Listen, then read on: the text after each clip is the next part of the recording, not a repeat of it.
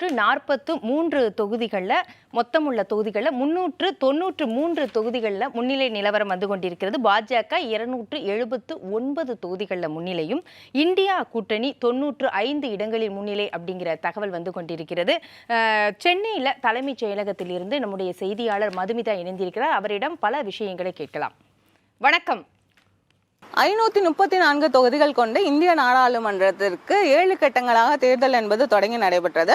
தமிழ்நாட்டில் 39 மற்றும் புதுச்சேரியில் 1 தொகுதி என மொத்தம் 40 தொகுதிகளுக்கு முதல் கட்டமாக ஏப்ரல் 19ஆம் தேதி தேர்தல் நடைபெற்றது. தமிழ்நாட்டை பொறுத்தவரை 69.17% வாக்குகள் பதிவானது.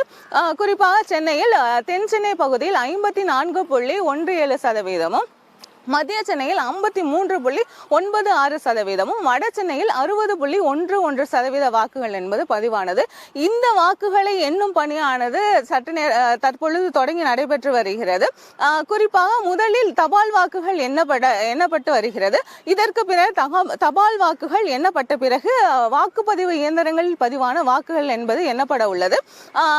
சென்னையை பொறுத்தவரை வட சென்னையில் பதிவான வாக்குகள் என்பது ராணிமேரி கல்லூரியில், தென் சென்னை பகுதியில் பதிவான வாக்குகள் அண்ணா பல்கலைக்கழகத்திலும், மத்திய சென்னையில் பதிவான வாக்குகள் லயோலா கல்லூரியிலும் எண்ணப்பட உள்ளது. இந்த 3 மையங்களிலும் 1055 பாதுகாப்பு படையினர் பாதுகாப்பு பணியில் ஈடுபடுத்தப்பட்டுள்ளனர். அதே போன்று 922 பாதுகாப்பு கேமராக்களும் இந்த பணியில் தீவிர கண்காணிப்பில் உள்ளது.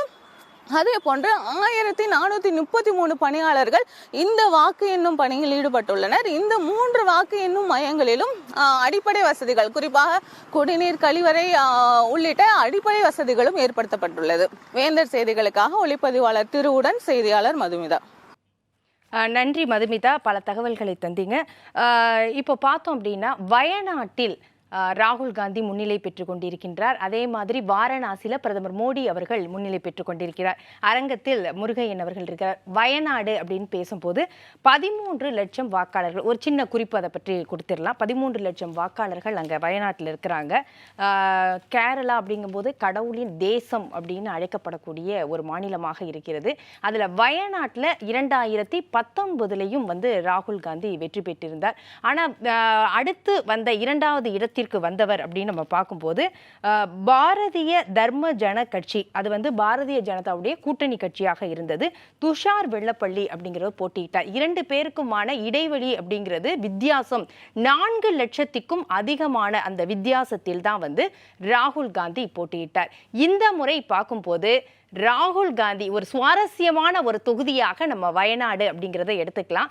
ஏன்னா இந்தியா கூட்டணியில் காங்கிரஸ், கம்யூனிஸ்ட் இணைந்து தான் இந்தியா கூட்டணி. ஆனால் கேரள மாநிலத்தை பொறுத்த வரைக்கும் எதிராக இருக்கிறவங்க தான் வந்து காங்கிரஸும் கம்யூனிஸ்டும். இங்கே எப்படி திமுக அதிமுகவும் அங்கே அது மாதிரி வந்து கேரளாவில் வந்து கம்யூனிஸ்டும் காங்கிரஸ் கட்சியும் இருப்பாங்க. இப்போ வந்து காங்கிரஸில் வந்து வயநாடு தொகுதியில் ராகுல் காந்தி அவர்கள் வேட்பாளராக நிறுத்தப்பட்டிருந்தார். அதே சமயம் அவரை எதிர்த்து கம்யூனிஸ்ட் கட்சி சார்பில் டி ராஜா அவர்களுடைய மனைவி ஆனி ராஜா அவர்கள் வந்து போட்டியாளராக நிறுத்தப்பட்டிருந்தார். ஆக இந்த முறை ஒரே கூட்டணியில் இருக்கக்கூடிய, அதாவது தேசிய அளவில் ஒரு கூட்டணி, அந்த மாநிலத்தில் கேரளாவில் எதிரெதிராக நிற்கிறாங்க.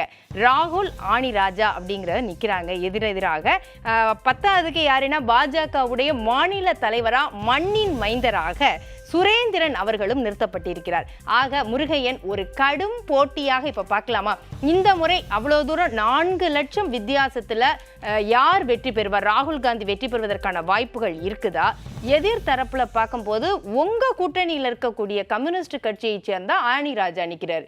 அவர் வந்து அங்க ரேபரேலியில போய் வேட்புமனு ராகுல் காந்தி தாக்கல் செய்த உடனேயே ஆனி ராஜா சொல்லிட்டார், வயநாடு மக்களுக்கு ராகுல் பதில் சொல்லியாக வேண்டும்.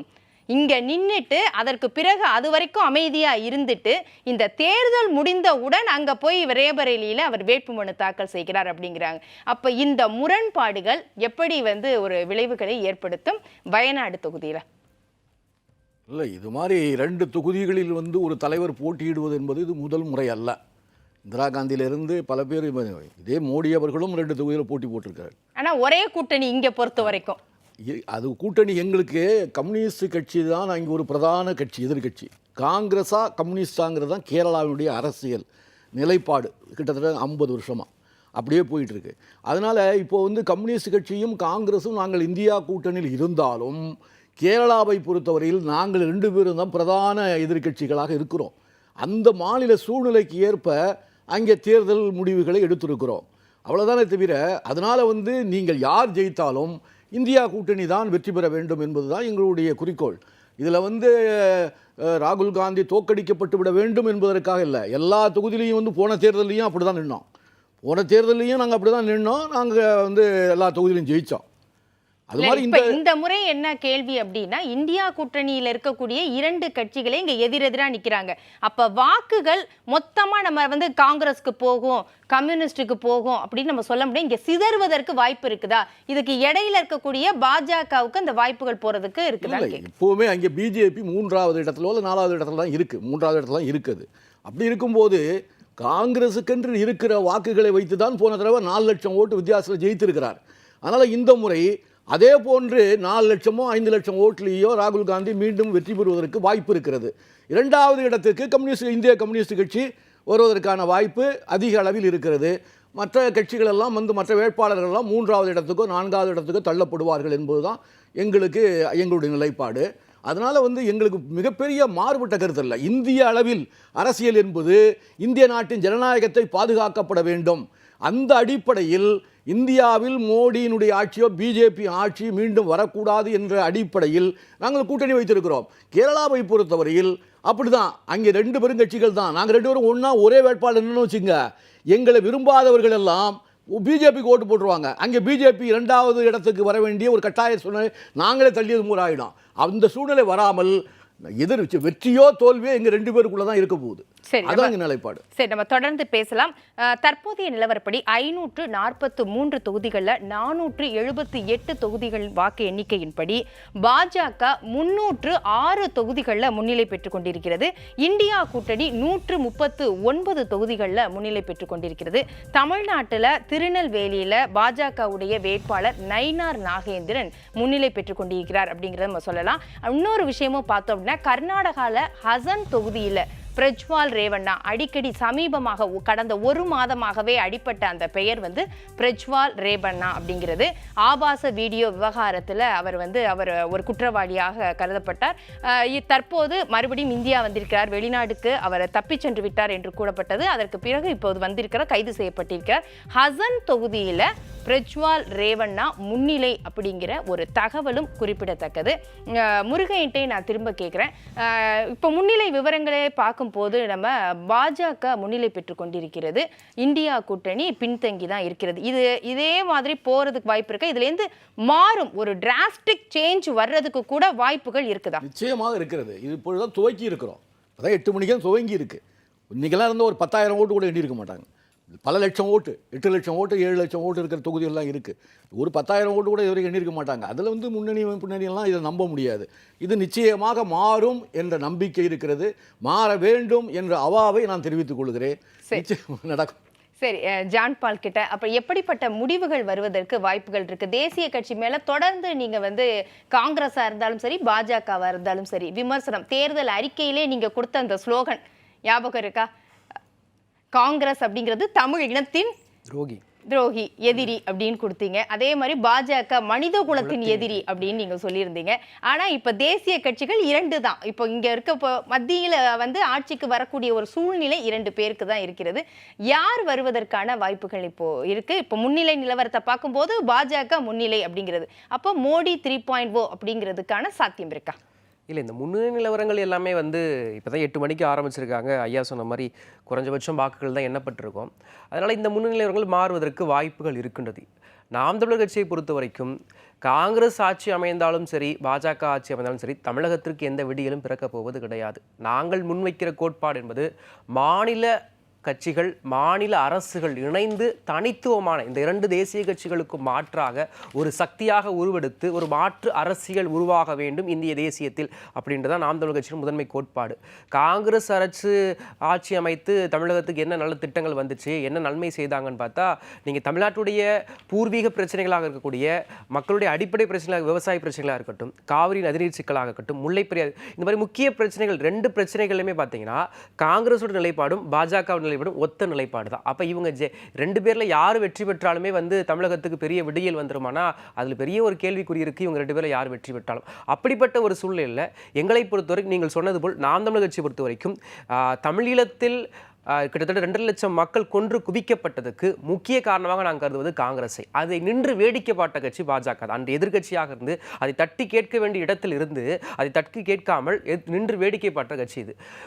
எங்களை பொறுத்த வரைக்கும் காங்கிரஸ் ஆனது தமிழ் இனத்தினுடைய துரோகியாக பார்க்கிறோம். பாஜகவை இந்த மனித குலத்தினுடைய துரோகியாக நாங்கள் பார்க்கிறோம். இப்படிப்பட்ட இந்த கட்சிகள் வந்தால் என்ன வராவிட்டால் என்பது இந்த சுற்றுகளை பொறுத்த வரைக்கும் இதெல்லாம் முதல் சுற்று வாக்குகள். நீங்க குறிப்பிட்டு பார்க்கணும்னா திருச்சி தொகுதியில் பார்த்தீங்கன்னா நாம் தமிழர் கட்சியினுடைய முன்னாடி சொன்ன மாதிரி தான் நாம் தமிழர் கட்சியினுடைய வேட்பாளர் வந்து 2வது இடத்தை பெற்றிருக்கிறார். இப்போதைக்கு வந்த தகவல் இது வந்து அதுவும் வாக்கு வித்தியாசம் கிட்டத்தட்ட ஒரு 1000 வாக்கு தான் டிஃப்ரெண்ட்ல இருக்கிறாரு. முன்னாடி இருக்க துறை வைக்கும் கிட்டத்தட்ட சொல்லப்பட்ட தெரிஞ்சு திருச்சியில் வெற்றி பெறக்கான வாய்ப்புகள் இருக்கு. மயிலாடுதுறையில் நாம் தமிழர் கட்சி 3வது இடத்துல இருக்கு. அங்கேயும் வாக்கு வித்தியாசம் வெறும் 3000 டிஃபரெண்ட்ல தான் இருக்காங்க. அங்க வந்து எங்களுக்கு பின்னாடி தான் அதிமுக வேட்பாளரே இருக்கிற தகவல். நீங்க திருச்சியிலையும் பார்த்தீங்கன்னா பாஜக வேட்பாளரும் சரி, பாஜக கூட்டணியில் இருக்கிற பாமக வேட்பாளரும் சரி, அதிமுக கூட்டணியில் இருக்கிற வேட்பாளரும் சரி எங்களுக்கு பின்னாடி தான் இருக்கிறாங்க. இந்த 2 தொகுதியில் 2-3 இடத்தை வந்துகிட்டு இருக்கும்.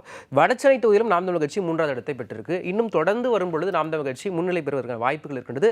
திருச்சியில வெற்றி பெறுவதற்கான வாய்ப்புகள் இருப்பது அங்க இருக்கின்ற கள நிர்வாகிகள் சொல்கிறார்கள். முக்கியமான ஒரு நம்ம ஸ்மூத்தா பேசிட்டு இருக்கும் போதே ஒரு சூடான கேள்வியும் வந்து கேட்க வேண்டியதா தான் இருக்குது. ஏன்னா சீமான் அவர்கள் ஒரு சவால் விடுத்திருந்தார் அண்ணாமலைக்கு.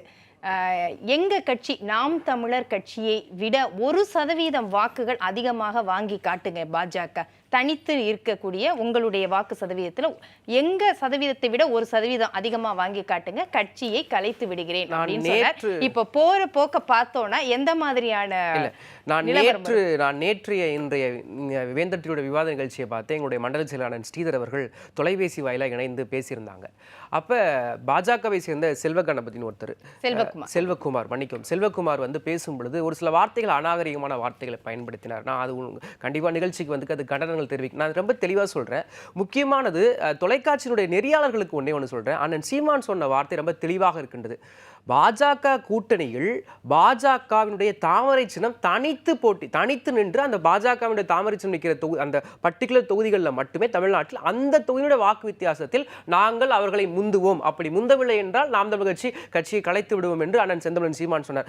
இப்பொழுதும் அந்த நிலைப்பாட்டில் தெளிவாக இருக்கு. 23 தொகுதிகளில் நிற்கிறாங்க. அந்த 23 தொகுதி 19 இவங்க கூட்டணி கட்சி தாமரையில் நிற்கிறது சேர்த்து பார்த்தா 23 தொகுதிகள்ல. அப்ப நீங்க சொல்றபடி பார்த்தோம்னா அந்த 23 தொகுதிகளையும் சேர்த்து எடுத்துக்கலாமா ஒவ்வொரு தொகுதியிலும்? கட்டாயம் அந்த 23 தொகுதியிலும் சேர்த்து சொல்கிறோம். இப்பொழுதும் ரொம்ப தெளிவாக சொல்கிறோம். அந்த 23 தொகுதியிலும் சேர்த்து நீங்க பார்க்கும் பொழுது கட்டாயமாக முடிவுகளை நீங்க பாருங்கள். கட்டாயமாக நாம் தமிழர் கட்சி பாஜக விட 1% மேற்பட்ட வாக்குகள் கட்டாயம் இதில் மாற்று கருத்தே இல்லை. சரி, நம்பிக்கையுடன் சொல்றார் ஆனந்தி லட்சுமணன். அப்ப நாம் தமிழர் கட்சி ஒரு 2016 பார்க்கும்போது ஒரு கிராஃப் வந்து இப்படி கீழேந்து இருந்தா கூட ஒரு குறிப்பிடத்தக்க அளவு இருக்கிறாங்க. ஆனா பாஜக அண்ணாமலை அவர்கள் சொல்றபடி ஒரே சமயத்துல இந்த தேர்தலில் மட்டும் இரட்டை இலக்க சதவீதத்துல நாங்க வந்து வாக்கு சதவீதம் பெறுவோம் அப்படிங்கிறதுக்கு சாத்தியக்கூறுகள் இருக்கா? இன்னைக்கு வரக்கூடிய முடிவுகள்ல அது எதிரொலிக்குமா? பாஜகவுக்கு முதல்ல இப்போ நீங்கள் பார்த்தீங்கன்னா இத்தனை வருஷமாக தமிழ்நாட்டில் மாற்றி திமுக இல்லாட்டா அதிமுக தான் வந்தது. ஒரு சந்தோஷம், ஒரு நண்பர் சொன்ன மாதிரி நாம் தமிழர் கட்சி வந்து ஒரு தனிப்பட்ட ஆளுமை, அவங்க தனியாக தான் நிற்கிறாங்க, அவங்களுக்குன்னு ஒரு வாக்கு வங்கி இருக்குது, எல்லாமே கரெக்டு. ஆனால் பாஜகவை பொறுத்த வரைக்கும் திரு அண்ணாமலை வந்தப்புறமா அசுர வளர்ச்சின்னே சொல்லணும்.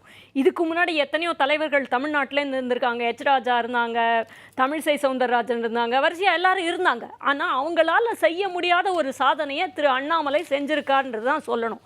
அவர் அந்த சாதனையை செஞ்சதுக்கு முதல் காரணம், எப்படி அவர் அதை ஹேண்டில் பண்ணார் அப்படின்னு சொன்னீங்கன்னா, பாத யாத்திரை போனது. அப்புறம் அந்த பாத யாத்திரை போகும்போதே இத்தனை வருஷமாக கேள்வி கேட்க முடியாத அந்த ஊழல்கள் எல்லாம் வெளிக்கொண்டு வந்து கேள்வி கேட்க வச்சிருக்கார், மக்களை வந்து விழிப்படைய வச்சிருக்கார். அதுதான் அவருடைய மிகப்பெரிய பலம். இந்த நான் தமிழர் கட்சியை பொறுத்த வரைக்கும் அப்போ பாஜகன்றது வந்து ஒரு தேசிய கட்சி, அவங்களுக்கு சமமாக இவங்களை சொல்ல முடியாது. அதை பார்க்கும்பொழுது அவங்கள விட இவங்க வந்து ஜாஸ்தி வாக்கு சதவீதம் வாங்குவாங்கன்னு சொல்றது ஏற்கக்கூடியதாக இல்ல. அவங்க சொல்ற இந்த மாநிலத்துல தானே தேசிய கட்சியாக இருந்தாலும் மாநிலத்துல பாஜகவுக்கு என்ன மாதிரியான வாக்கு சதவீதம் இருக்கு அப்படி பார்க்கும்போது இந்த முறை அதை மிஞ்சுவாங்களா? நாம் தமிழர் கட்சியை மீறி இவங்க வாக்கு சதவீதம் பெறுவதற்கு வாய்ப்பு இருக்கு? எனக்கு நம்பிக்கை இல்லை. ஏன்னு கேட்டீங்கன்னா, நாம் தமிழர் கட்சி வந்து ஒரு தடவையாவது, ஒரு விதத்துல பாத்தீங்கன்னா ஒரு தடவையாவது பதவிக்கு வந்து இந்த நல்லதெல்லாம் நாட்டு மக்களுக்கு செஞ்சிருந்தேன்னு சொல்லியிருந்தா, என்னைக்குமே வந்து ஆங்கிலத்துல சொல்லுவாங்க proof of the pudding is in ஈட்டிங்னு சொல்லுவாங்க. அத மாதிரி அந்த என்னைக்காவது உங்களுக்கு நிரூபிக்க வேண்டிய, நீங்க போராட்டத்தெல்லாம் முன்னிறுத்துறீங்க, அந்த வேங்கை வயலாகட்டும் எல்லா இருக்கட்டும், நாம் தமிழர் கட்சி முதல்ல போய் போனாங்கன்னு சொல்றாரு. நண்பர் ஒரு கேள்வி கேட்டாரு, இலங்கை தமிழர்களை கொன்ன பொழுது எதிர்கட்சியா இருக்கிற பாஜக வந்து ஏன் கேள்வி கேட்கல? இந்த காங்கிரஸும் இதுவும் சேர்ந்து தான் அவங்கள கொன்னாங்க, பாஜக எதிர்கட்சி கேள்வி கேட்டிருக்கலாமேன்னு. இன்னைக்கு இவ்வளவு புகார்களை சொல்ற நாம் தமிழர் கட்சி, தமிழ்நாட்டில் இவ்வளவு அநியாயங்கள் நடக்கிறது உங்களுக்கே தெரியும். நான் தனியாக ஒரு எபிசோட் நடத்தணும். அது சொல்லும்பொழுது இவங்களால எவ்வளோ தட்டி கேட்க முடிஞ்சது? இல்லை நிதர்சனமாக ஒரு வேங்கை வாயிலுக்கு நாங்கள் போய் நின்னோன்னு சொன்னாங்களே தவிர, இன்னமும் வேங்கை வாயில் இப்போ இங்கே இருக்கிற லோக்கல் பிரச்சனையை ஒரு முதலமைச்சரால் நேரில் போய் பார்க்கக்கூட முடியல. இப்பேற்பட்ட கட்சி, அதாவது நான் என்ன சொல்கிறேன்னா, ஒரு அண்ணாமலை அவர்கள் தேசிய அளவில் பிரபலமாக இருக்காரு. இங்கே மட்டும் இல்லை, இங்கே ஒரு இதுக்கு வந்து நான் வந்து ஒரு பிரபலத்தின் அடிப்படையில் இல்லை, எப்படி மக்களை ரீச் பண்ணான்ற அடிப்படையில் சொல்கிறேன். அந்த விதத்தில் நாம் தமிழர் கட்சிக்கு பாஜகவோட வாக்கு வங்கி அதிகம் வரும்னு சொன்னால் என்னால் ஏற்க முடியல. பாஜகவுக்கு அதிகம் வரும். சுருக்கமா இதுக்கு நீங்க கரம் ஏத்துறீங்க. எனக்கு ஒன்னே ஒண்ணுதான், அவங்க சொல்லும் பொழுது சொன்னாங்க தேசிய அளவில் அண்ணாமலை பிரபலம்னு சொன்னாங்க. பிரபலம் மக்களால் பிரபலம் ஆவது ஒன்று, பிரபலப்படுத்தப்படுவது ஒன்று. இங்கே ரெண்டு வித்தியாசம் இருக்கு. இங்கே பணத்தை கொட்டி அதுக்குன்னு ஒரு ஐடி இங்கே செட் பண்ணி அதுக்குன்னு தன்னை பிரபலப்படுத்திக் கொள்வது. இதை நான் சொல்ல, பாஜகவில் இருக்கின்ற பல தலைவர்கள், பாஜகவிலிருந்து வெளியேற பல தலைவர்கள் வெளிப்படையாக குற்றச்சாட்டு வைக்கிறாங்க. அந்த மாதிரி சோஷியல் மீடியா ப்ரமோஷன்ங்கிறது எல்லா கட்சிகளுமே இறங்கி எல்லா கட்சிகளும் குறிப்பிட்டு எதுக்கும் யாருக்கும் சொல்ல முடியாது. அவங்க சொல்றது வந்து அண்ணாமலை ஏதோ நேச்சுரலாகவே வந்து அவர் பிரபலமான மாதிரி சொல்றாங்க. இது பிரபலப்படுத்தப்படுகிறார் அப்படின்ற உண்மையான விஷயம். நீங்க தேர்தல் முடிவுகளில் பார்க்க, அது அவங்களுடைய நம்பிக்கை, அவங்க கட்சிக்கு அவங்க ஆதரவா பேசி ஆகணும், அவங்களுடைய நம்பிக்கை. நீங்க தேர்தல் முடிவுகளில் பாருங்க, கட்டாயமாக தமிழ்நாட்டில் நாம் தமிழர் கட்சி பாஜக பின்னுக்கு தள்ளும் என்பதில் மாற்று கருத்து கிடையாது. சரி, நம்ம பொறுத்திருந்து பார்க்கலாம். அடுத்தடுத்த கட்டங்களுக்கு எப்படிப்பட்ட முன்னிலை நிலவரங்கள் வருகிறது அப்படிங்கிறதை நம்ம பார்த்துட்டு இருக்கிறோம். 503 தொகுதிகளில் வாக்கு எண்ணிக்கை, அதுல பாஜக 326 இடங்கள்ல முன்னிலையும், இந்தியா கூட்டணி 140 இடங்கள்ல முன்னிலை அப்படிங்கிற தகவல் வருகிறது. நெல்லையில வந்து பாஜகவுடைய வேட்பாளர் நயினா நாகேந்திரன் அவர்கள் முன்னிலை பெற்றுக் கொண்டிருக்கின்றார். தேசிய அளவில் பார்க்கும்போது வயநாடுல ராகுல் காந்தி முன்னிலை, வாரணாசியில பிரதமர் மோடி அவர்கள் முன்னிலை, இது போன்று பிரபல வேட்பாளர்களும் அந்த ஸ்டார் வேட்பாளர்கள்னு சொல்லக்கூடியவர்களும் முன்னிலை பெற்றுக் கொண்டிருக்கிறார்கள். அதை பற்றிய விவரங்களை அடுத்தடுத்த கட்டங்களில் பார்ப்போம். ஒரு சிறிய இடைவெளிக்கு பிறகு